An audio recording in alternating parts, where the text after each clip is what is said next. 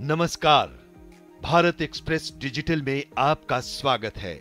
आप सुन रहे हैं नजरिया, जिसे लिखा है भारत एक्सप्रेस के चेयरमैन, एमडी और एडिटर इन चीफ उपेंद्र राय ने।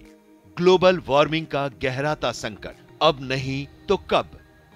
जलवायु परिवर्तन पर संयुक्त राष्ट्र के अंतर सरकारी पैनल की हालिया रिपोर्ट पर दुनिया भर में हड़कंप मचा हुआ है। जलवायु परिवर्तन पर अब तक की सबसे तार्किक और सारगर्भित मानी जा रही इस रिपोर्ट में आशंका जताई गई है कि अगर तुरंत एहतियाती कदम नहीं उठाए गए तो अगले एक दशक में दुनिया का तापमान भीषण गर्मी के उस अधिकतम स्तर को पार कर लेगा जिसके आगे विनाश की उल्टी गिनती शुरू हो जाएगी।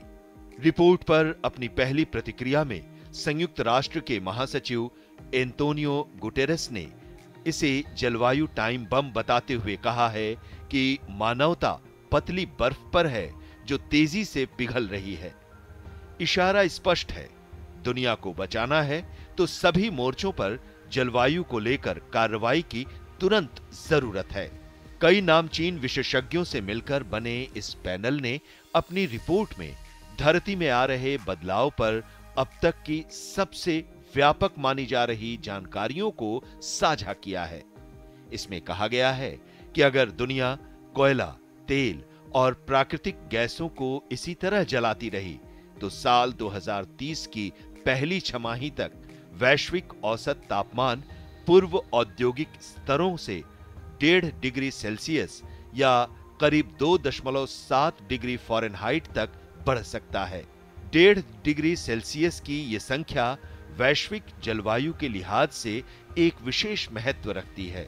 साल 2015 के पेरिस जलवायु समझौते के तहत लगभग हर देश ने ग्लोबल वार्मिंग को 1.5 डिग्री सेल्सियस तक रखने के लिए आवश्यक प्रयास करने पर सहमति दी थी। वैज्ञानिकों का कहना है कि इस दहलीज के पार होते ही जलवायु आपदाएं इतनी चरम हो जाएंगी कि उनके अनुसार खुद को ढालना मनुष्य के लिए संभव नहीं रह जाएगा। ये एक तरह से पृथ्वी की बुनियादी प्रणाली का हमेशा के लिए बदल जाने जैसा होगा और जिसके परिणाम स्वरूप लाखों जिंदगियां झुलसाने वाली गर्मी, बेमौसम बारिश, तटीय बाढ़, खाद्यान्न संकट, अकाल और कई तरह के संक्रामक रोगों की बलि चढ़ जाएंगी। दुनिया के 195 देशों की सरकारों ने इस रिपोर्ट को अनुमोदित किया है।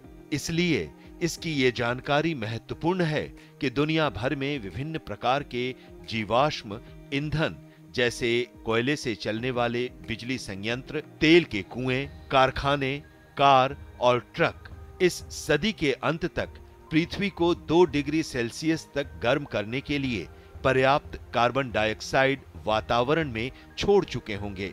ऐसा होने से रोकने के लिए ऐसी परियोजनाओं में से कई को स्थगित करने, जल्द से जल्द पूरा करने या हमेशा के लिए बंद करने की जरूरत है। खुद एंटोनियो गुटेरेस ने कहा है कि 1.5 डिग्री की सीमा को हासिल किया जा सकता है, लेकिन इसके लिए जलवायु सुधार की एक लंबी छलांग लगाने की जरूरत पड़ेगी। इसके लिए गुटेरेस ने दुनिया से कोयले के नए संयंत्रों का निर्माण बंद करने और तेल और गैस की नई परियोजनाओं को मंजूरी नहीं देने का आह्वान भी किया है।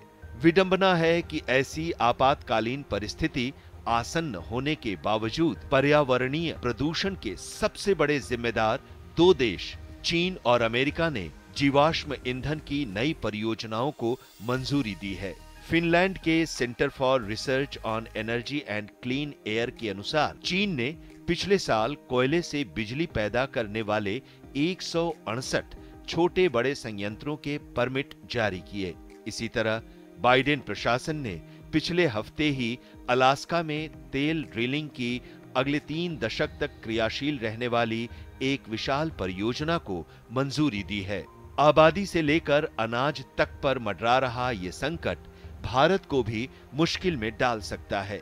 रिपोर्ट के अनुसार तापमान में 1 से 4 डिग्री सेल्सियस तक की वृद्धि होने पर भारत में चावल का उत्पादन 10 से 30% और मक्के का उत्पादन 25 से 70% तक प्रभावित हो सकता है। वहीं समुद्र का स्तर बढ़ने से मुंबई, चेन्नई, गोवा, विशाखापत्तनम, पुरी जैसी जगहों पर तटीय इलाके समुद्र में डूब सकते हैं और करीब 3.5 करोड़ लोगों को गर्म हवाओं, भारी बारिश, चक्रवातों और तटीय बाढ़ का सामना करना पड़ सकता है।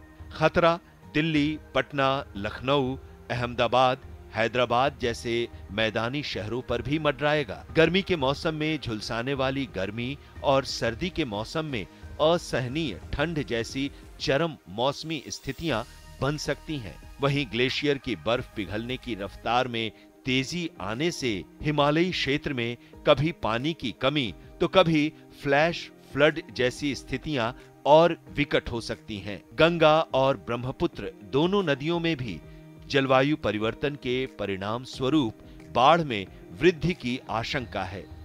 अंदेशा है कि साल 2050 आते-आते देश में जल संकट का सामना कर रही आबादी 33% के मौजूदा स्तर से आगे बढ़कर 40% तक पहुंच जाएगी।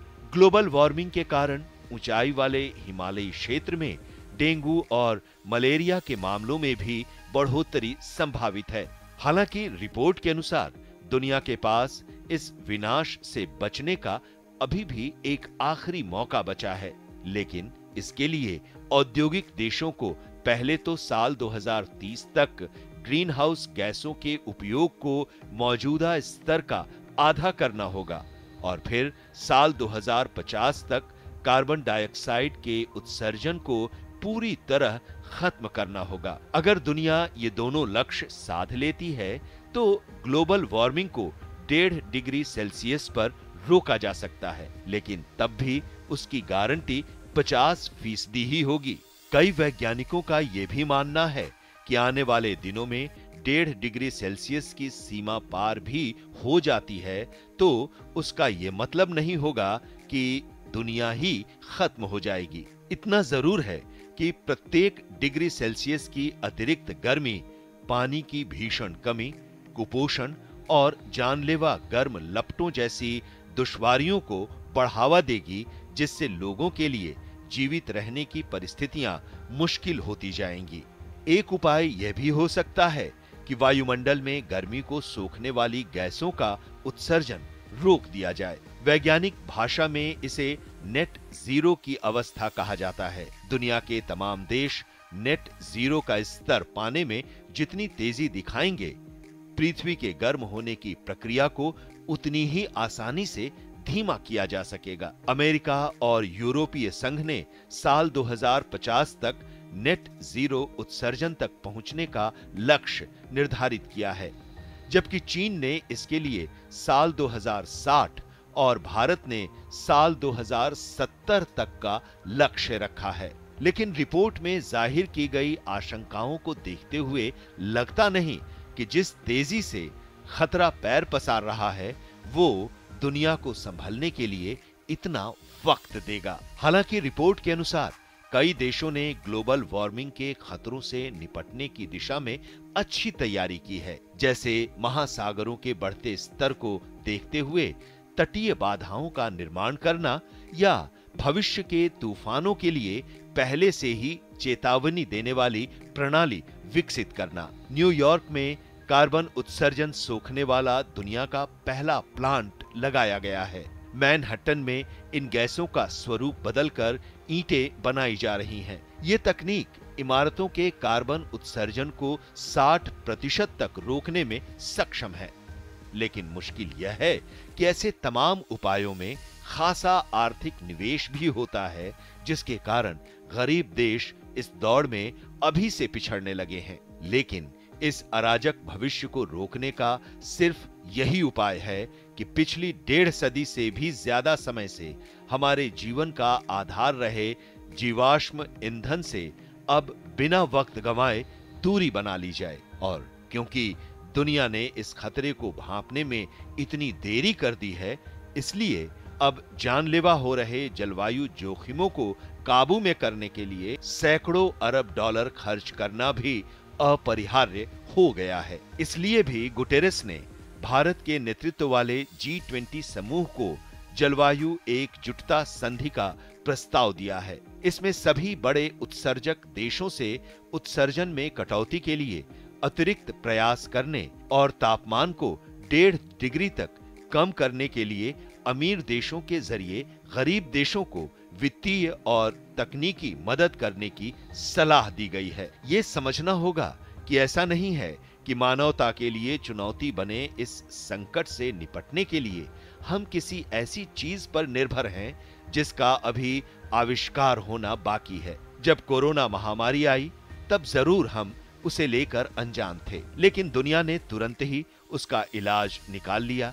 जलवायु परिवर्तन को लेकर तो हमारे पास पहले से उन सभी उपायों की जानकारी है जिसकी हमें आवश्यकता है, बस इसे लागू करने की जरूरत है। ये भी ध्यान रहे कि दूसरों से पहला कदम उठाने की मांग करना मानवता के प्रति हमारी जिम्मेदारी का आखिरी विकल्प होना चाहिए, क्योंकि अब तो हमारे पास दूसरों का इंतजार करने का वक्त भी नहीं बचा है।